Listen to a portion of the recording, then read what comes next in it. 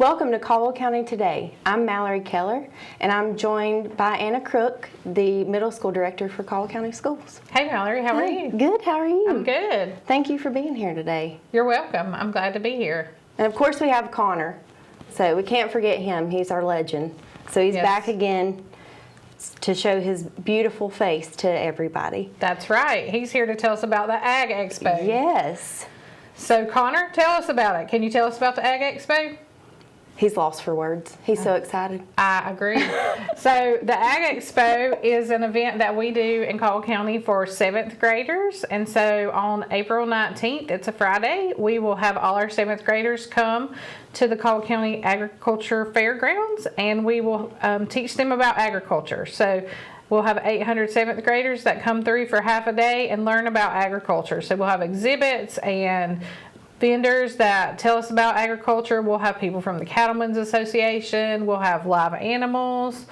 Blue Ridge Energy will be there to demonstrate pole climbing. We'll do all kinds of things like that. It sounds like it's going to be a lot of fun. It's going to be a lot of fun. It's going to be wonderful for the students, the 7th graders, to really learn about all of the opportunities that are available through agriculture, right? So right. Can you tell us a little bit about why this event was first created and the importance behind it? So initially this event was dreamed up by people in our community. They came to the school system and asked if we could collaborate to do an experience where 7th graders learn about agriculture. So we came together and created this expo, and we turned it into a 2-day event where one day 7th grade comes to the fairgrounds, and then the next day on Saturday it's open to the public. So it's just an opportunity for our students to learn about agriculture, to explore if they might have a career in agriculture or be interested in something that connects to agriculture. A lot of times students don't even realize that things they learn in school, like STEM classes, connect to agriculture and the many applications of the things they learn. And agriculture is so important for us because we need it to eat and live. Absolutely, yeah. So, every day we eat, that's all a part of agriculture. I know we don't really think about it from it being that simple, but it truly is, and the clothes we wear and everything else. So, and I know Saturday too, so Friday, like you said, Anna, that it's open to 7th graders only.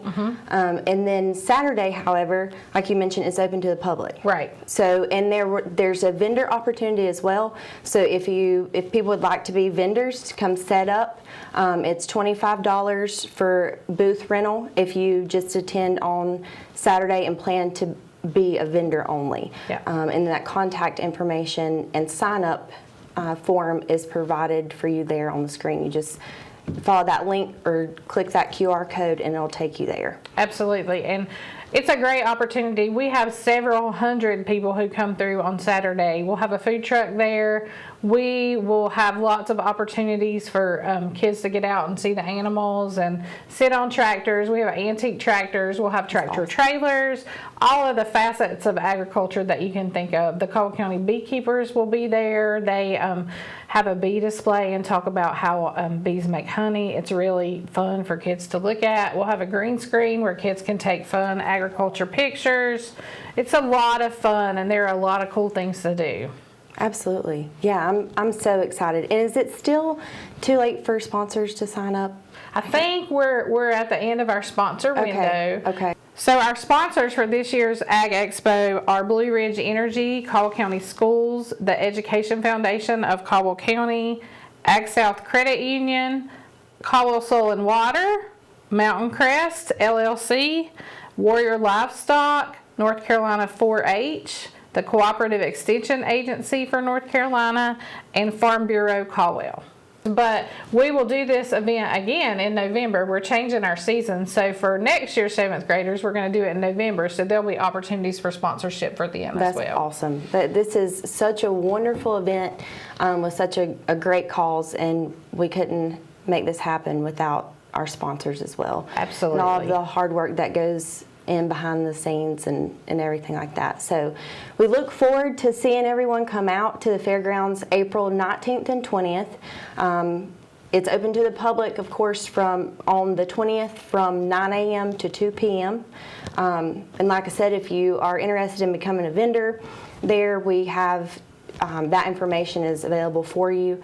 So yeah, if you have any questions, feel free to contact us. Yeah, we would love to see you there. And if you have a 7th grader, we encourage you to talk about this with them. It's a great experience for them as well. It really is. Thank you, Anna. I appreciate you coming out and talking to us about this, No problem. this Ag Expo event. So it'll be a great time. We look forward to seeing everybody. We will. Will Connor be there? Connor will be there. Connor will be there. Will he bring his ladies with him? He'll have his ladies. That's great. So everybody will get to see Connor again. So make sure when you see him, make sure you say hey, and that he's famous. Yes. It's his 2nd TV appearance today. That's right. Everybody have a great day. Thank you for joining us. Thank you. Good morning. We're at Wimbish Family Farms in Dudley Shoals. And so I'm here and we're going to talk about some things about their operation. So today we're going to share this with our 7th grade students in just a few minutes. So we wanted to take a few minutes and talk to the owner and just share what we're going to share with our students. So I'm going to let you go ahead and tell us who you are and what you do here. Hi, I'm Grant Wimbish. This is my homestead and our farm that we started about 10 years ago. And we started with cows at my dad's farm and built it to where we're at now. We have about 60 acres of grassland that's half in native warm season grass and half in tall fescue cool season grass. And we try to balance our feeding and rotational grazing through management of this land and other properties where we produce hay, feed our own hay, and basically have a full grass fed with a supplement grain that we do feed with our hay, and year round as we finish our cows, that is a non-GMO verified grain through G&M milling that is basically a wheat and barley and organic mineral blend. So that's how we feed and manage our cows. So you said you have how many cows here? About 40? This property we have about 25 that are in basically a beef production, and we have other property, my dad's property, where we have some cows. We have one bull, so we rotate back and forth and basically try to have a fall and a spring calving season. And we, after weaning the cows from their mother, we take them to another farm where we finish the cows there on grass and the grain that I mentioned. Awesome. So how did you told me that this is you're a first generation farmer, so how did you learn to do all this? I learned to do all this through education that the North Carolina cooperative agencies offered. I got in touch with some wildlife biologists, James Tomerlin and Jason Smith, who helped coordinate and get me in touch with the right people. My beginning was a cost share program from, I have to refer to some notes, but That's all right. Seth Nagy from the North Carolina Cooperative Extension Agency was a great asset and put me in touch with our soil conservationists, Will Faulkner and Kevin Clark, who are part of the Natural Resource Conservation Services and the USDA, and they helped me pay for, design, and establish this farm from the ground up, from raw ground. We started by establishing the grasses, and then it moved to the fences and the water drinkers, and it was all in a mindset of protecting our water. We have creeks, and that's what qualified us for some help. But mainly the education I gained through them and their experiences my background is just going through business school when I went to college. And when I left college, came home and decided to start a family, my wife and I began with the idea of owning some land for our kids to be able to play on. And it evolved into my brother being involved in owning the land. As I mentioned, we started on my father's property, which was a horse farm that turned into a cattle operation, a full cow-calf operation there, and it evolved into where we're at today. That also includes about 60 acres of hay fields that we produce our own hay, and about 40 other acres of families in our community that desire for us to help manage their fields and produce the hay from their fields.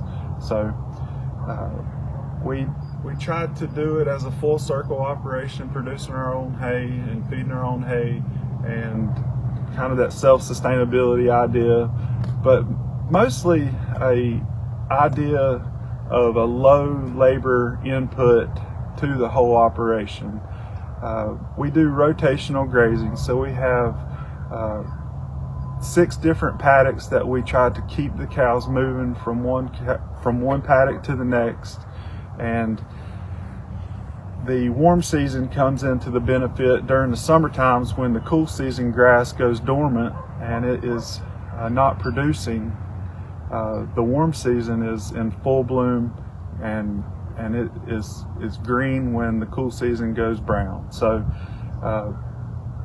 we try to just feed as much grass as possible and a minimum input of grain if possible to lower our input cost. And that's sort of the where basis we're at there. So, so we're excited. Our students are learning this morning about rotational grazing. They're going to connect that to some science when we talk about dormant grass and not dormant grass, plus the bonus of just learning about the animals and what it's like to live around animals and raise animals. So we're excited.